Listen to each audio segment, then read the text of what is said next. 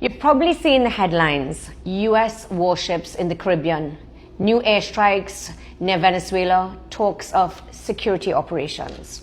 We saw pictures of a US Air Force aircraft in Tobago today. Can you tell us what that aircraft is? Yeah, they are helping us with something to do at the airport. Everybody knows what's going on here. There is a killer prowling the Caribbean. Guys, today I have a very interesting story, a controversial one. Look at this, guys. I want you to look at this very carefully.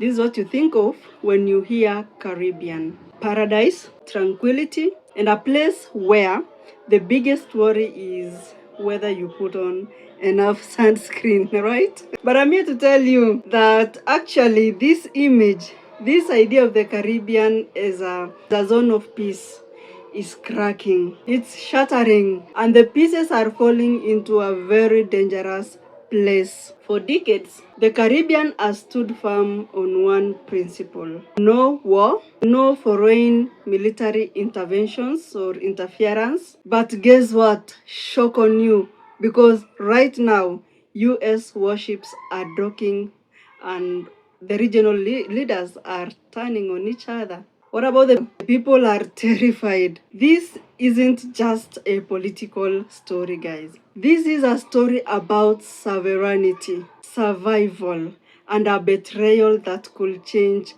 the face of the region forever. Stick around, because you need to know how a century-old border dispute led to 12,000 US troops in the Caribbean, and why one island nation just made a choice that has the entire region calling them a traitor. The largest US military buildup in the Caribbean since the Cuban Missile Crisis is happening right now. Naval assets, aircraft carriers, 15,000 troops. Trump won't rule out invasion. A former US ambassador to Venezuela says there's a 100% chance of a strike. So here's what matters. The easy part is getting rid of Maduro.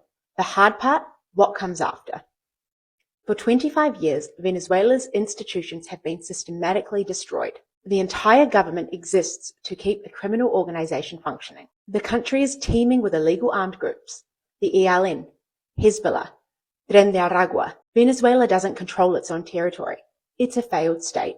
So even if regime change happens, even if Nobel Peace Prize winner Maria Corina Machado takes power, you still need the military to secure peace and rebuild institutions. But it's the same military that's been keeping Maduro in power. We've all seen this before. In Iraq, when the US dismantled the military and purged everyone connected to the regime, it was a disaster. You can't dismantle institutions too quickly. You have to plan for what's coming next. And if the US removes Maduro, how much are Americans really willing to take on? The Venezuelan people have already spoken. Maduro stole their election in July, and they've tried negotiations, protests, winning elections, but nothing has worked, and they want him gone. But the real battle begins after he's gone. What does the first 24 hours look like, the first week, and how long before you can hold free elections? Regime change takes weeks. Nation building takes decades. And right now, there's no plan for the second part. The accumulation of military power in the Caribbean today is as large as it was at the time of the Cuban Missile Crisis, or in fact, the Cuban Missile Crisis was larger. But since that time, we haven't had this accumulation of power in the Caribbean. We have the largest aircraft carrier, which is very rare to have any aircraft carrier in the Caribbean. We have cruisers and destroyers, large numbers of Marines. It sure looks like this is a little bit more than intercepting drug boats, but a potential beginning of a military action. On the other hand, the president doesn't like military action that involves the possibility of casualties of American troops. And so this may just turn out to be a bluff. The problem is, if it's a bluff, what happens if Maduro calls it? You were ambassador to NATO. What do our NATO allies think about this in terms of intel sharing or their lack of knowledge about what's happening in the region?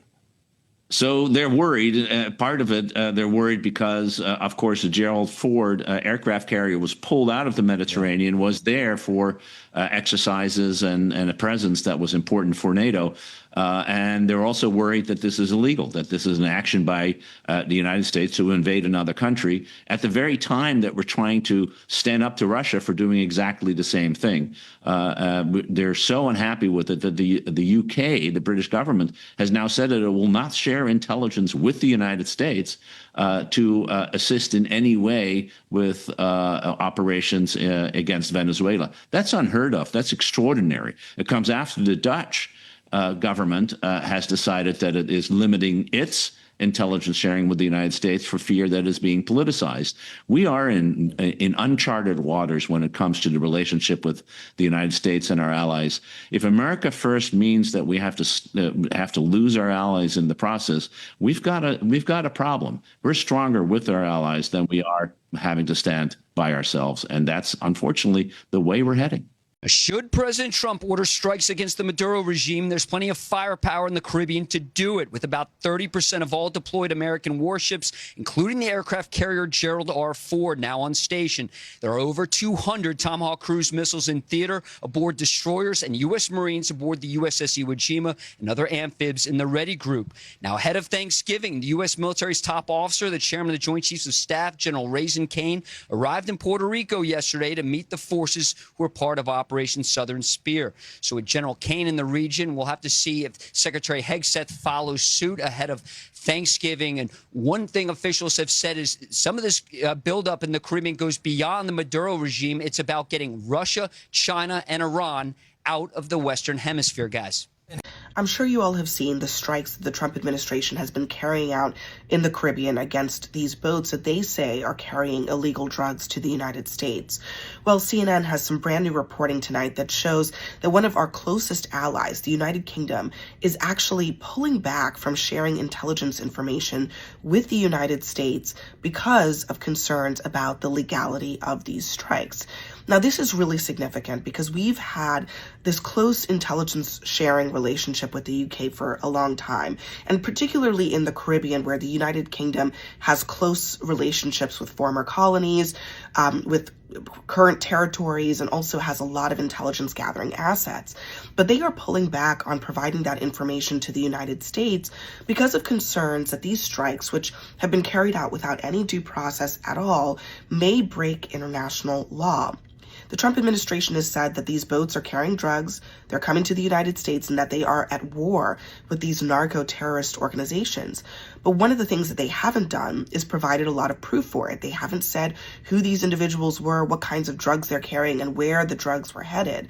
So all of this leads to questions about what has changed, because historically what the United States has done in the region is they would board the boats, they would capture the individuals, they would seize the drugs, and they would determine whether those people were guilty of crimes.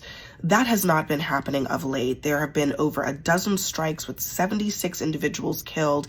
And right now, the United States is mobilizing one of its aircraft carriers into the region, ratcheting up tensions with Venezuela, whose regime, the Maduro regime, says that this is not about drugs. This is about more than that. So where is this all headed? Well, we will discuss it tonight at 10 p.m. on CNN on Newsnight. I'll see you there. I want to stay on the issue of foreign policy, and let's turn to our hemisphere. There have been at least 8 boats in the Caribbean destroyed by the U.S. military. Fortunately. And now the USS Gerald Ford, that is the world's largest aircraft carrier, on the way to the Caribbean. Mm-hmm. Are we going to war against Venezuela? I doubt it. I don't think so, but they've been treating us very badly, not only on drugs. They've dumped hundreds of thousands of people into our country that we didn't want. People from prisons, they emptied their prisons into our country.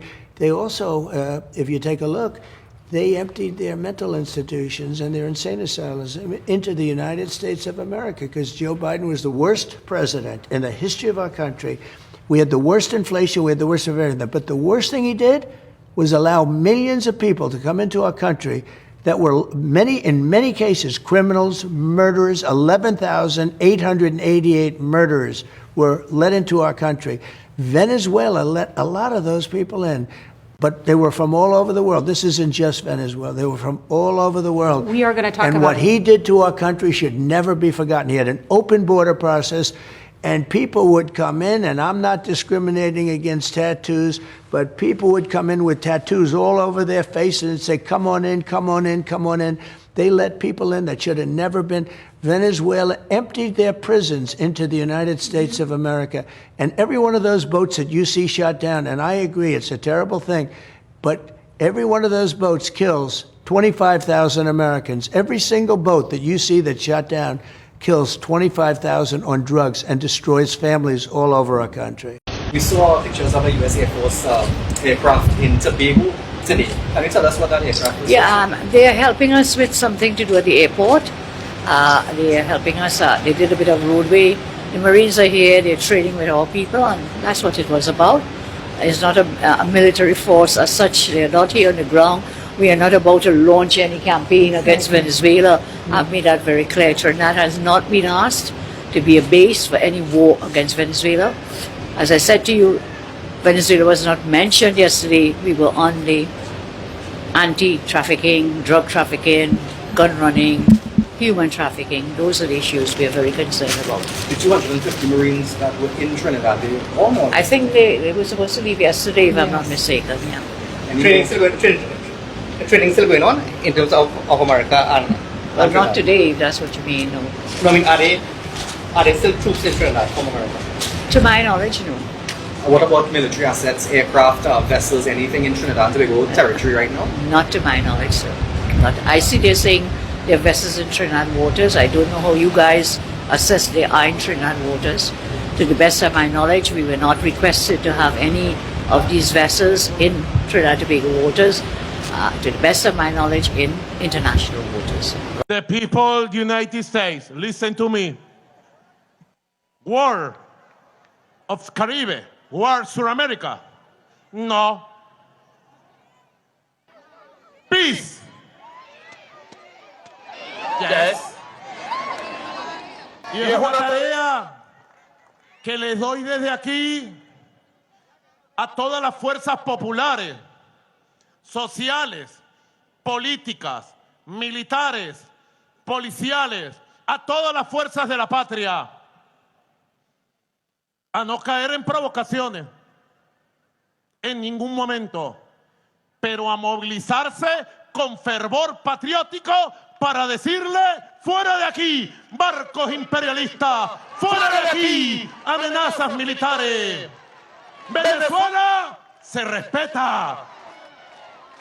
The U.S.'s top military officer will visit Puerto Rico today as a U.S. Navy warship dispatches to the Caribbean.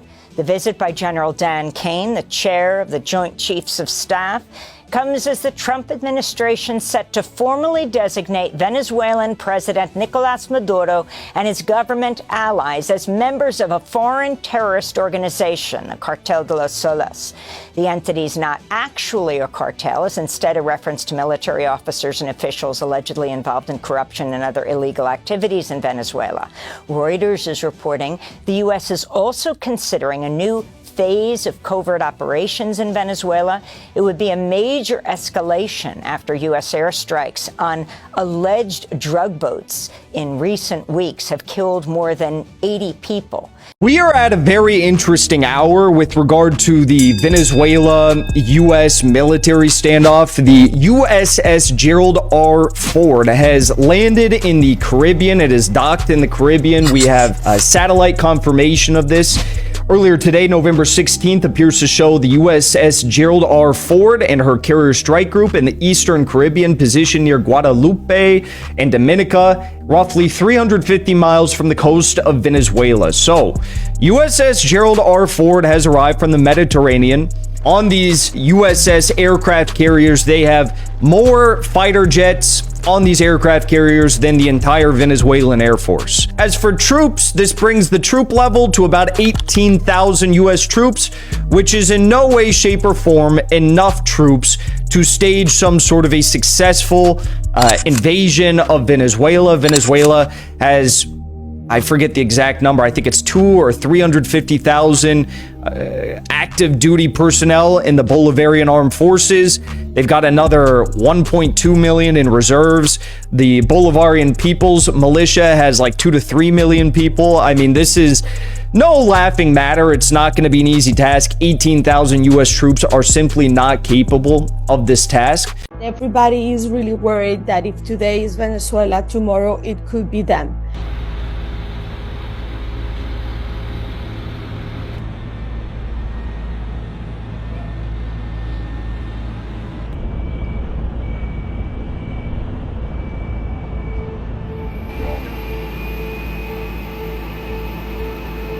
The amount of military might that the U.S. has moved to the Caribbean certainly seems disproportionate for the type of actions that they have taken against the vessels that allegedly are bringing drugs.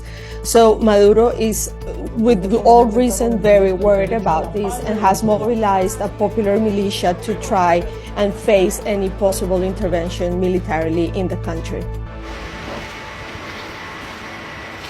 It seems unlikely that we're going to see boots on the ground.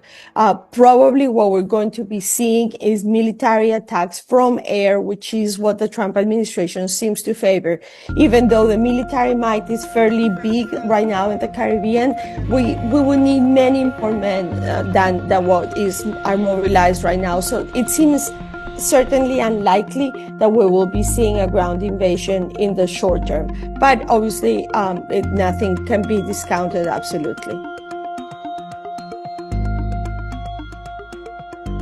Everybody is looking at this with a lot of uncertainty and worry because this is in violation of international law. This signals an interventionist approach that we had not seen in Latin America in a very long time.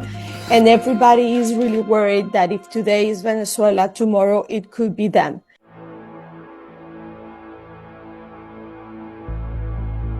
It really is not an issue of drug smuggling.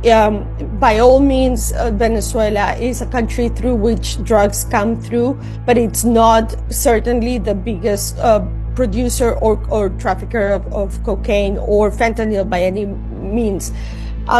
This really is closely related with Marcos Rubio's obsession with overthrowing Maduro, which is something that comes really from an ideological stance, something that Trump tried to do during his first term, and that now they see the possibility of getting Maduro out.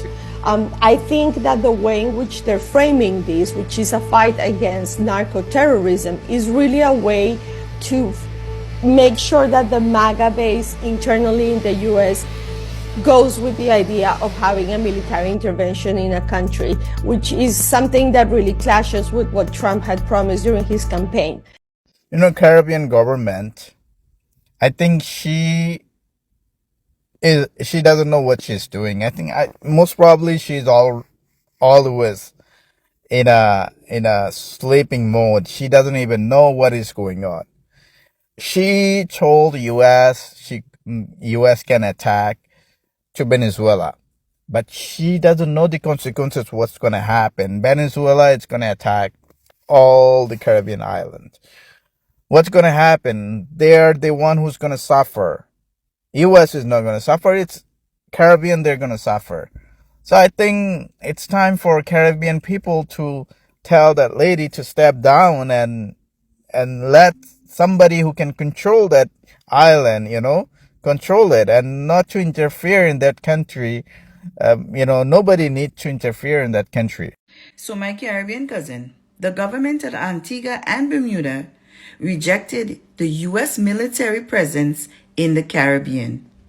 They also allegedly stated they have no intention of hosting any U.S. military assets or units on their soil.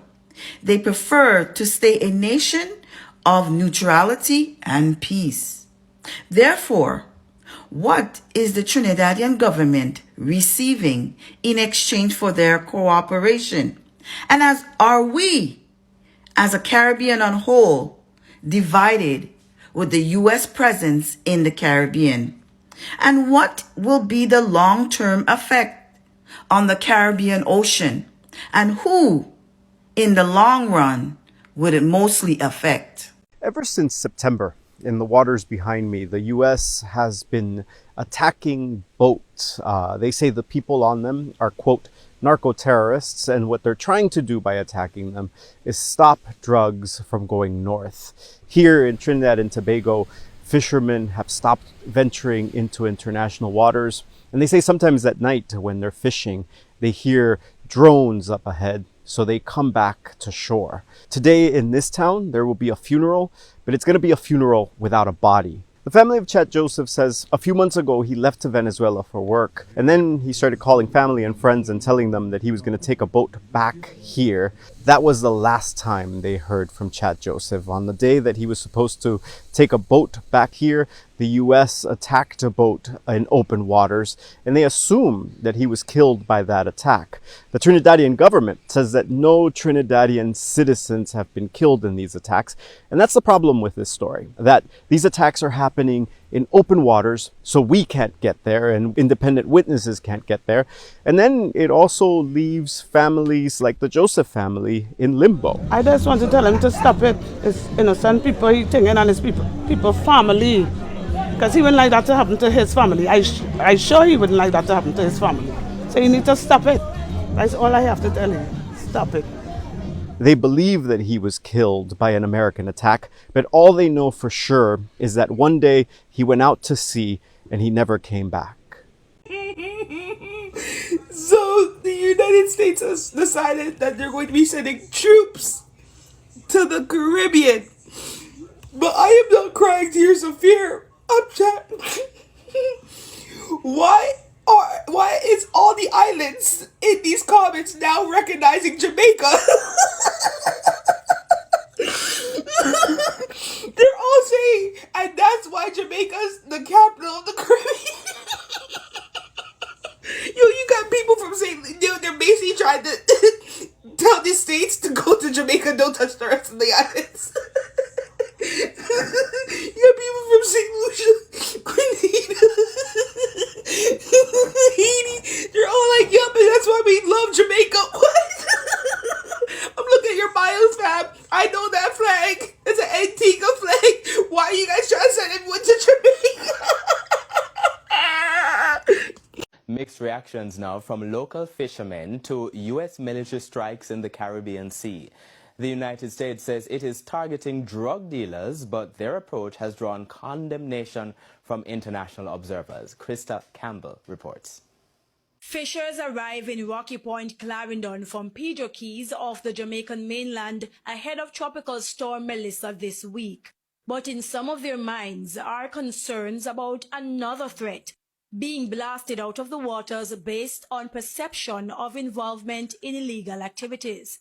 That's been the case with 6 recent U.S. airstrikes on vessels in Caribbean waters suspected of drug running. At least 27 people have been killed in those strikes, 4 in the latest incident which happened last Thursday off the coast of Venezuela. The U.S. has yet to provide evidence that any of the vessels were actually smuggling drugs, and experts have suggested the strikes could be illegal under international law. For a fisherman who spends most of his life earning from the sea, what kind of stupidness that? See, Donald Trump, Mr. Trump from America, the President of America, go boom Venezuela boat and kill over 14 people, brother. What kind of means that the people in Jamaica don't realize that they protect stand at this now? Caribbean people I talk to now. like other colleagues now hesitant to go too deep out into the Caribbean Sea for fear they might be mistaken for drug traffickers, Charlie Prophet is urging the Jamaican government to intervene and boost protection for its citizens. I'm going to tell Sparta that means that we can just say we are left Gafarsi then. Yeah. And get boom as well. I'm going to scope you up. Everybody knows what's going on here. There is a killer prowling the Caribbean, bloodthirsty, looking for wars, and there is no justification at all. They are fabricating a war, and everybody should stop pretending that this is a complicated matter and face the truth. The emperor is naked. Nobody dares to say it, but the emperor is naked. In Latin America and the Caribbean, as in other regions of the world, the CIA is well known for its covert operations aimed at pushing processes of destabilization, sabotage, counterinsurgency, plannings of coup d'etat, and assassinations of heads of state and government, with the purpose of installing political systems subservient to the interests of the U.S. government, puppet governments. You've probably seen the headlines: U.S. warships in the Caribbean, new airstrikes near Venezuela, talks of security operations. It sounds far away, but it is not. It is right here at home. Here's what's really going on. The United States says these missions target drug traffickers and illegal shipments. But when great powers flex their muscles near small islands, history tells us it rarely ends neatly. We've been here before. Cold War rivalries, regional instability, foreign ships in our waters.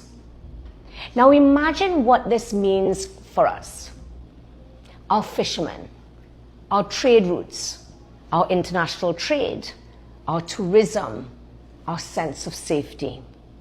When tensions rise, accidents happen. And when they do, small nations pay the biggest price. This is not about being pro-America or pro-Venezuela. It is about being pro-Trinidad and Tobago. Our foreign policy must always protect our people first, not someone else's politics. We need calm, diplomacy, clear communication, and strong regional unity through CARICOM. Strong countries defend their borders, but wise ones defend their balance.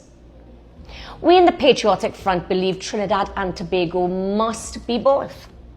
Confident enough to lead our sovereignty and wise enough not to be drawn into another people's wars. Our strength isn't in echoing superpowers. It's in leading with wisdom. That's the kind of leadership our region needs now. Trinidad and Tobago is set for a high-level security visit tomorrow as America's top military leader, General Dan Keane, arrives for talks with Prime Minister Kamala Persad-Bissessar. The visit aims to strengthen the fight against drug trafficking and bolster regional stability. His trip signals a greater push for U.S. and Caribbean cooperation on shared security threats. While Trump is being criticized for deploying the National Guard to clean up some of these cities, the Prime Minister of Trinidad and Tobago was like, yes, please send the military. She's in agreement with military deployment to Trinidad and Tobago because they're having a crime crisis out there. The drug cartels, they don't have enough manpower or resources to combat the drug cartels. Like drug trafficking, human trafficking, firearms trafficking is just out of control in this area. And she basically said that, hey, to all the Trinidadians or people in her community, don't worry. If you didn't commit a crime, if you're not suspicious of any of these criminal activities, you have nothing to worry about. And that's my same, I agree with her. Like, even when Trump send, the National Guard or activate these, federal agencies and law enforcement, why are you complaining if you're not part of the problem? If you're not part of the problem, you have nothing to worry about. Just like if you're a U.S. citizen, you have nothing to worry about when it comes to ICE. She states that, that they just don't have enough manpower, and she's in total agreement with the 4,000 Marines being sent, deployed in her direction. It's going to be Marines and Navy men.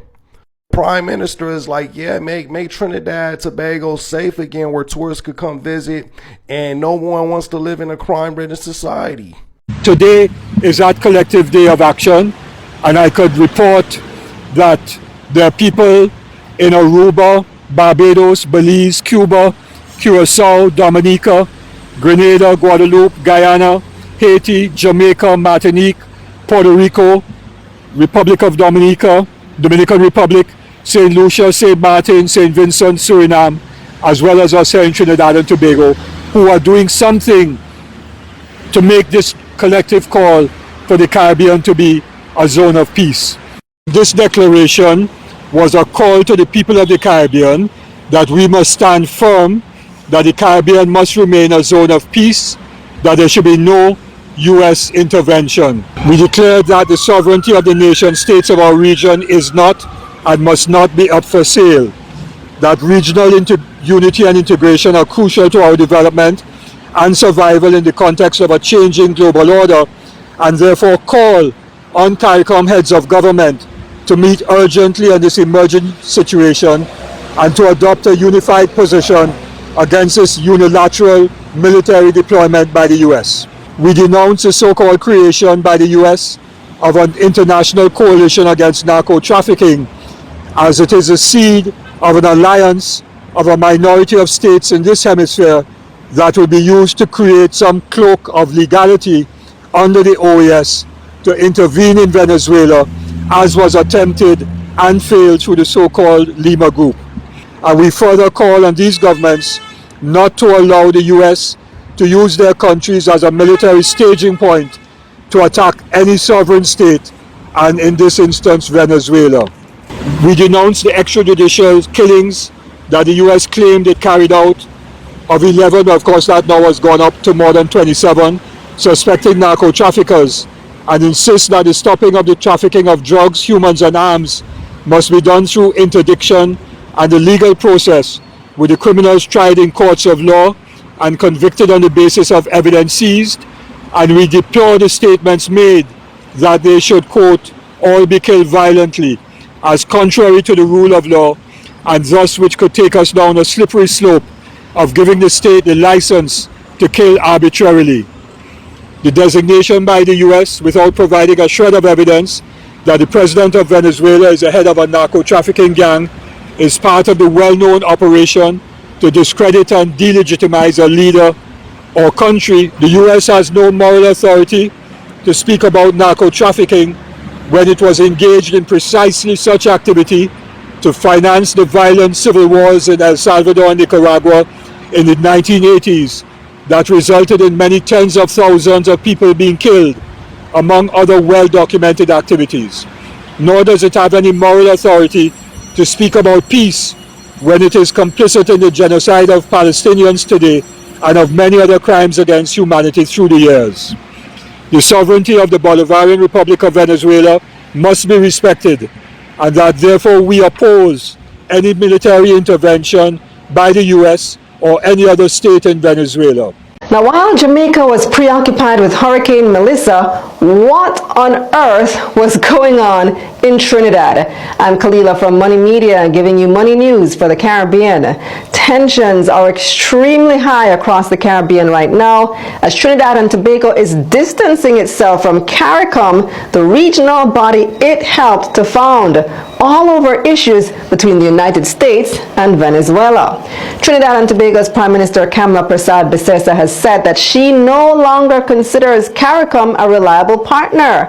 The PM said that over the next couple of years, there will be a significant realignment of her country's foreign policy. She said, quote, we will mainly focus on increasing linkages and cooperation with countries outside the region. We need to look for new partners in trade, investment, and security. According to the PM, those changes are necessary to improve Trinidad's economic and physical security. Now, some of this is stemming from the conflict between the United States and Venezuela. We have a separate video explaining that situation. But in summary, Trinidad has agreed to help the U.S. in its war on drugs against Venezuela. CARICOM has said it believes the region must stay a zone of peace, but Prasad Bisersa said TNT can't stay a zone of peace because of how close they are to Venezuela. Additionally, some CARICOM member states have expressed support for Venezuela, so they've taken Venezuela's side. Now remember, Venezuela has been CARICOM's ally for several years, including the 2010s when we all benefited greatly from Petrocaribe. This was a policy that allowed Caribbean governments to basically buy oil from Venezuela at extremely concessionary rates, while only paying for a fraction of the cost up front and financing the rest at very low interest rates. Now this was a lifesaver for the Caribbean at a time when oil prices were sky high. Now cue Kamla's statement about realigning Trinidad's foreign policy. She hasn't exactly said that they're leaving CARICOM, but no longer sees CARICOM as a reliable partner. Seems like fighting words to me. Strong language, and it does open up a lot of questions. It's like the Caribbean's version of Brexit. And if Trinidad does leave, what would that mean for trade and the CSME? And that's the bottom line. So what do you think? Let me know in the comments. Click subscribe for money news like this straight to your inbox. Let's get this money. I listen to the news every single morning on NPR, and today they have reporters in Port of Spain, Trinidad and Tobago, covering the story of the U.S. strikes on vessels coming from Venezuela. If you don't know, Trinidad is just about 7 miles off the coast of Venezuela, and what that means is that there is a lot of transportation that happens between those two countries, legal and illegal, as well as the fact that Trinidad and Venezuela have always had a relationship. However, the relationship has been strained in the last couple of years, probably the last 10 years, because of what is considered a migrant crisis. And currently Trinidad is caught in the crossfire between US and Venezuelan conflict. It's basically a geopolitical conflict between the US and Venezuela, but because of Trinidad's very unique location, it's in the middle. In the last couple of weeks, the US has ordered, so the president has ordered drone strikes on vessels coming from Venezuela that the US alleges to have been carrying narcotics. Things got even heightened when the Colombian president accused the US of killing their citizens aboard one of those vessels.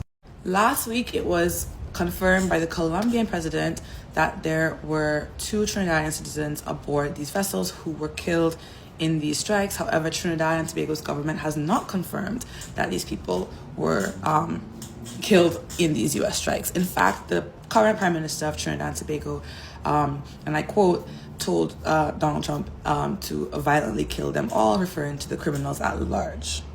So in sum, about 27 deaths have been reported from these US strikes in the Caribbean.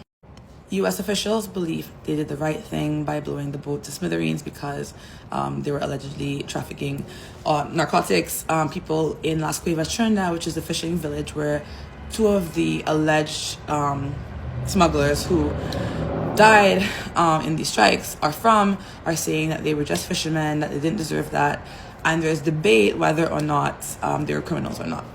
Regardless of which side of the debate you fall on, everyone, regardless of how you feel personally, deserves to have due process.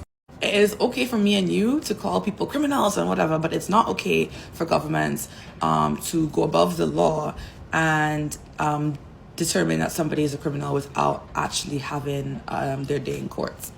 And now the U.S. Embassy is issuing warnings to its citizens who are visiting or living in Trinidad and Tobago to take heightened precautions because of the amping up of these drone strikes. Some U.S. Democrats have said that these strikes violate U.S. laws and international laws. However, Trinidad and Tobago's Prime Minister has applauded these strikes. So that's the situation that's brewing in Trinidad. I actually think it's very important for everyone to kind of stay abreast of a situation that is unfolding. And I think that we should also remember that people at the end of the day, whether we think they are criminals or not, deserve to have due process.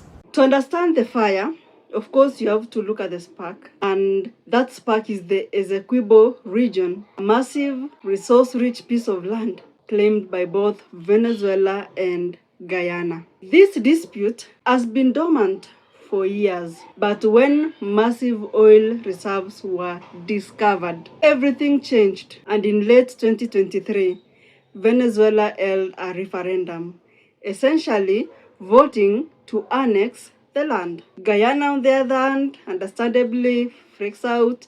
They say, no, this is going to the ICJ, International Court of Justice. But the damage was already done. The tension was back, and it was explosive. Now, here is where the US steps in. They say they are worried about the regional stability. They say they are worried about drug trafficking, and they use this as the perfect excuse to launch what they call expanded anti-narcotics operations. But let us be real on this. When you deploy 12,000 troops, when you have naval assets and air bases being used, that is not just a drug bust. That's a massive military buildup. It's a pressure campaign, and the people on the ground know it. And this is where the story gets dark. These US operations, supposedly targeting drug smugglers, have led to fatal strikes on boats. People have died, and while the US justifies it as necessary to combat crime, the question being screamed across the island is, at what cost when you have a massive foreign military operating in your waters with the power to use lethal force? That stops being about law enforcement and starts feeling like an occupation. It feels like a return to a colonial past where your sovereignty means nothing. And think about the irony. CARICOM, the regional body. The body has been begging for peace, urging dialogue, but their pleas are being drowned out by the roar of the jet, the political maneuvering of the big players. The Caribbean people are caught in the middle, of course. They are watching their homes become a staging ground for a conflict that isn't even theirs. But the real gut punch, the moment that truly fractured the region, came from within. It came from Trinidad and Tobago. CARICOM, the community of Caribbean nations, as one sacred, non-negotiable rule, the zone of peace. It's the promise they made to each other. So, when CARICOM released a statement reaffirming that promise, everyone expected Trinidad and Tobago to sign on. They did not. Imagine they did not. In a move that shocked the entire region, the entire world, T&T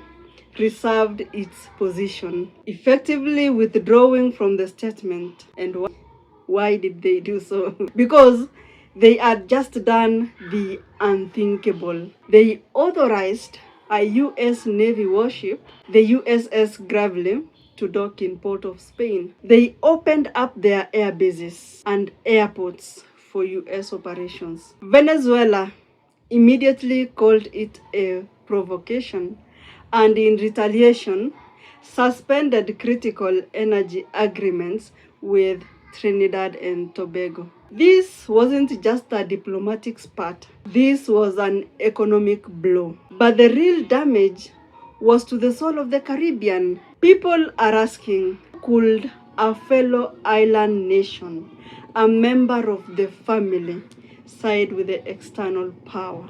How? Trinidad's Prime Minister argued that the U.S. presence was necessary to fight crime, saying a true zone of peace needs security. But for many, that argument rings hollow. They see it as a dangerous, short-sighted gamble that risks dragging the entire region into a proxy war. It's a betrayal of the highest order. This is the part of the story that the headlines miss completely. The human element, the human side. The clips that you see or we've seen, the passionate street interviews, the viral social media videos, they all tell the same story: fear and division. The Caribbean is split. On one side, you have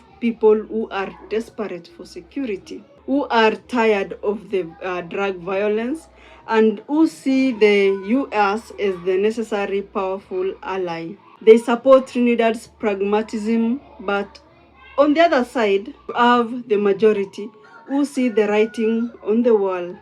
They see their sovereignty being sold off.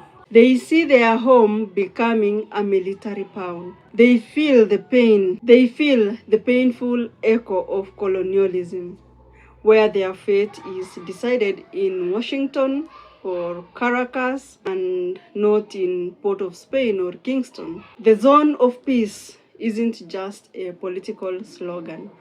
It's a deep-seated cultural value, and watching it crumble their own leaders help the process. And watching their own leaders help the process is creating a profound sense of anxiety and hunger across the entire region, of course. So here we are in November 25 as we speak. The US military presence is entrenched. The Venezuela-Guyana dispute is still simmering at the ICJ. And Trinidad and Tobago is doubling down on its new controversial foreign policy, deepening ties to the US while isolating itself from its CARICOM neighbors. The Caribbean is no longer a unified voice. It is a crucible, a place where the need for security is battling the desire for sovereignty. And the question we have to ask is, when the dust settles, what will be left of the zone of peace? Will the Caribbean ever be able to reclaim its identity? Or has this geopolitical storm permanently changed the region? I want to hear from you. If you are from the Caribbean, or if you have been following up on this story, what is your take on Trinidad's decision? Is it a necessary evil or a dangerous betrayal? Let me know in the comments below. Don't forget to like this video if you found this analysis helpful. Kindly subscribe for more deep dives into global politics. Hit that notification bell so you don't miss our next video. Thank you so much for watching. I'll see you in the next video.